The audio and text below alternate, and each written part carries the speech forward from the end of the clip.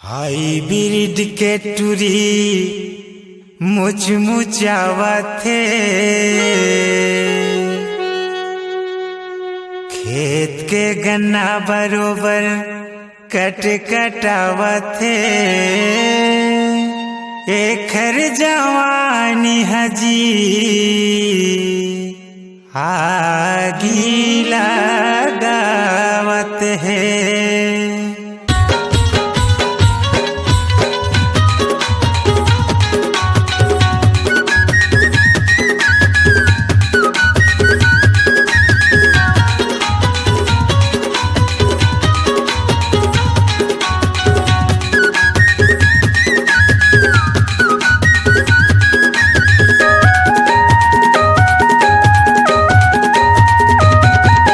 Hybrid के टूरी मुचमुचावत थे, खेत के गन्ना बरोबर कटावत थे।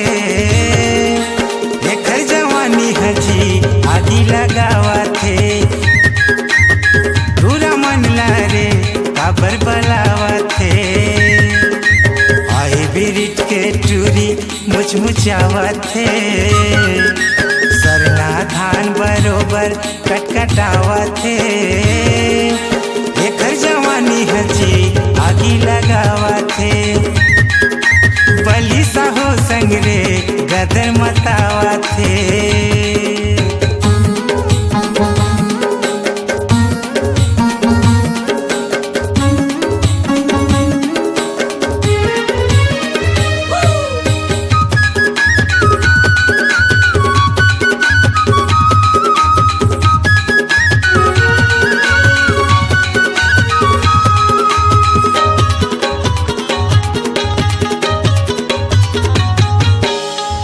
बरोबर रूप दिखत है, काका क्रीम लगाए है। पियर पियर आमदी बरोबर टूरी हगे देराए है।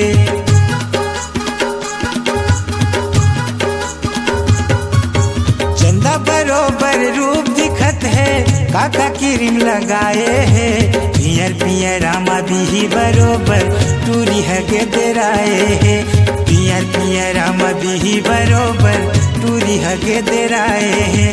भाटा टमाटर बरोबर गदगदाए हैं। बांस के भीरा बरोबर सनसनाए हैं। एकर जवानी हजी आगी लगाए हैं। एकर जवानी हजी आगी लगाए हैं।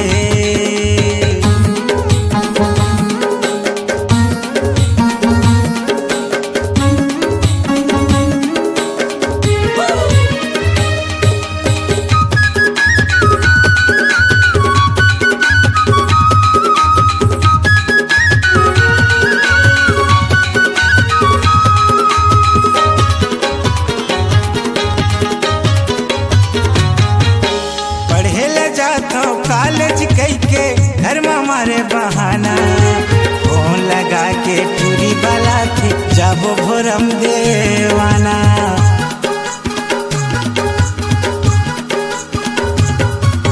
पढ़े ले जाता हूँ कॉलेज कई के घर में हमारे बहाना, फोन लगा के टूरी वाला थे जाबो भोरम देवाना।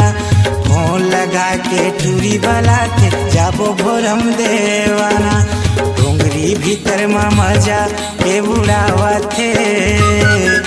चारों मुड़ा के गार्डन लगुमावत थे। एकर जवानी हजी आगी लगावत थे। एकर जवानी हजी आगी लगावत थे। हाइब्रिड के टूरी मुचमुचावत थे, खेत के गन्ना बरोबर कटावत थे। एकर जवानी हजी आगी लगावत थे। गोपाल भावना मारे गदर मतावत थे। एकर जवानी हजी आगी लगावत थे। एकर जवानी हजी आगी लगावत थे। पूरा मन लारे काबर बलावत थे। एकर जवानी हजी आगी लगा साउंड एंड डीजे, जो गूंजती है पूरे कवर्धा जिले में। संपर्क करें 9479